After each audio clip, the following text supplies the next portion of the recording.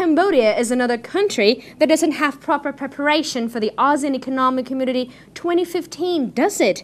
Well, however, despite the ongoing and influx of China's investment in the country, the Khmer government is actually trying hard to attract investors through the tax holiday or the tax-free system. Yes, and apart from that, Cambodia is confident that its cheap labor will be able to attract Thai investors to move their manufacturing bases to the border areas. Because I do hope that most of the government political is we do like good governor. We have to do one-stop service, single, and the license is simply to apply. And also we talk about we provide our incentive to the investors, like as I told, 20% of corruption tax. And also we starting from the trial date, you will enjoy for tax holiday of up to 3 years plus N, which is calculated below. If you do the agriculture or agriculture industry, short cycle, agriculture and that means equivalent 1 year. So tax holiday 4 years. 4 years is plus N, is a 4 year plus. That means 5 years. Long cycle plus 2 years. So this is the more incentive for the government, for the investor. Infrastructure, like the example, like if you invest 10 million US dollar, you got 4 years for the tax holiday. If you more than 10 million US dollar, you have two years. Includes we have tax holiday 5 years, so we calculate on the capital. I think Cambodia could benefit a lot because it can be attract to the investor to come and establish or to set up the factory over there. The factory could be focused about the textile, footwear, and the spare part. What we focus about this? Because in Cambodia, if compared with Thailand, the labor cost is lower than Thailand. So they can go to Cambodia and establish, and we produce in Cambodia and export to Thailand because we have no tax. Example among the ASEAN. And what they get the benefit in Cambodia, we have to do diversification of the economy. We promote industry and service currently not available in Cambodia to diversity to growth base. And second, the government adopt a sub-degree on establishment and management of special economic zone since year 2005. That means the EPZ we can set up along the border in the Cambodia and Thai, and Laos and Vietnam also.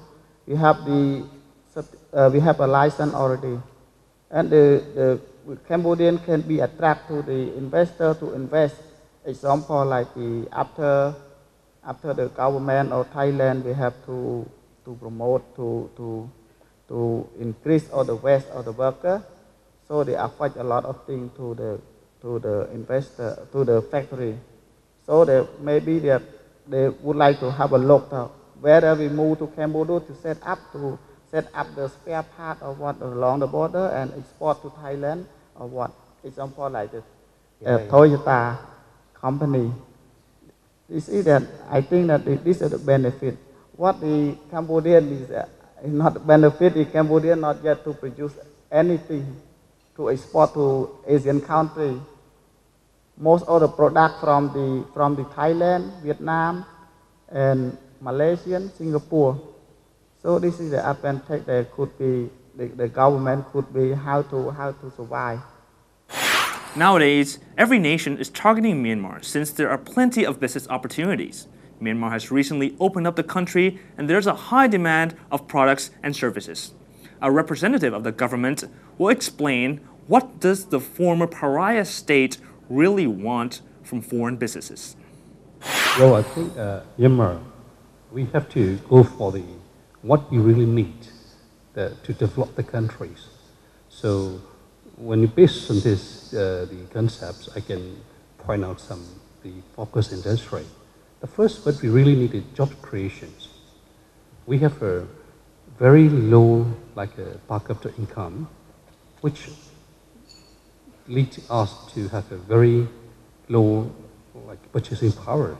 So since purchasing power is very low, then all commercial sector, several sectors, difficult to develop.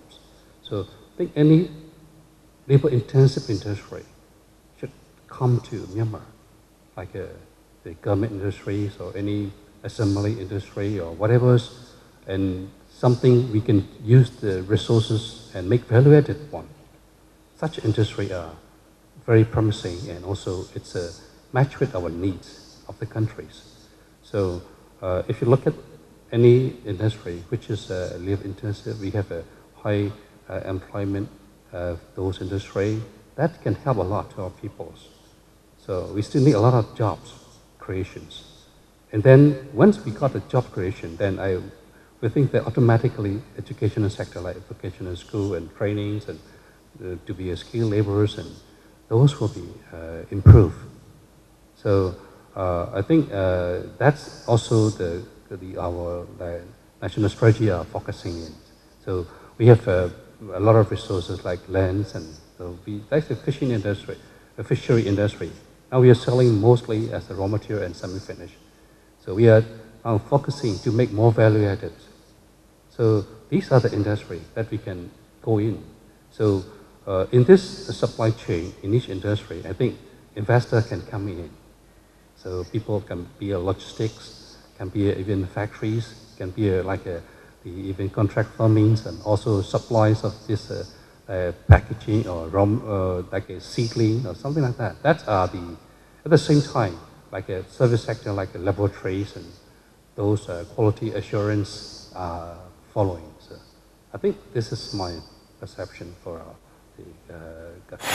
Despite fierce competition of lucrative investment opportunities, Myanmar hasn't been able to manage public infrastructures. For example, there are still electricity shortages. And now, in what kind of areas does the government want to restrict the foreign investments? Let's hear from Mr. Moore Mianjor. We are now developing a lot. Several hydropower projects were coming up. And at the same time, just recently, government approved for using the natural gas to such a sectors. And as I mentioned just earlier, that they allow private sector to develop. So some company are already, some using like a biomass, using waste and generating electricity, and some are considering to build up now. Government encouraged to set up the private sector to be like a public company, to invest in the electricity generation, and they can supply the gas. This is some area. So now the gas pipeline networks are also implementing. So by this means, I think very soon electricity problem will be solved. Of course, when we look at the industry, if there is some highly sensitive on this electricity fluctuation or something like that, maybe they have to consider that if they really need the cheap power or not. Or now existing system we're using is we are generating ourselves. Every factory have their generator. So that's why those are the private sector can consider what is the advantage and disadvantage using those facility to like a backup for the operations. Well, as in the previous sector that if I have to make it a little bit concrete, I could rather say that in my presentation also included. First is resource-based industry. That resource-based industry is recommended to go. Labor-intensive, go. Service industry, that's go. We can go that. But the industry, I think a little bit sensitive on the environmental issues, a little sensitive on the social impact issues, which they have to be careful with their proper feasibility studies. Because with the new government, they still need to a lot care about the people. If there is a protest, if there is any not proper arrangement, like lobbying and preparing and doing this, these we have tend to have a conflict and also Like, government cannot help anything. Yes. Like what kind of companies? Like, normally, what we like to suggest is any project that concern with environment, we should have a proper like a EIA, SIA, like a environmental impact assessment and social impact assessments and that kind of thing. Like mostly you have to go for like the effectiveness of mining industry or any like a resource base that need to need to be very careful because obviously in the beginning look like visibles and they're not properly like a mixed study, but finally if there is a really affect to the people, really affect the environment, it will tend to stop. This will be the idea we would like to strongly recommend to consider and study thoroughly. As for ASEAN nations, Indonesia is the only country that has confirmed its readiness for the AEC. What are some of the advantages and disadvantages of Indonesia? Let's see this presentation. I would say that Indonesia is the most prepared because we have Singapore, we have Malaysia, and we have Thailand. And we are not 100% there, but I think we still have time. And we are in the process of preparing every sectors, every stakeholders to be able to prepare themselves or whether to participate in the AEC and to benefit with the AEC. The key challenges is that we have a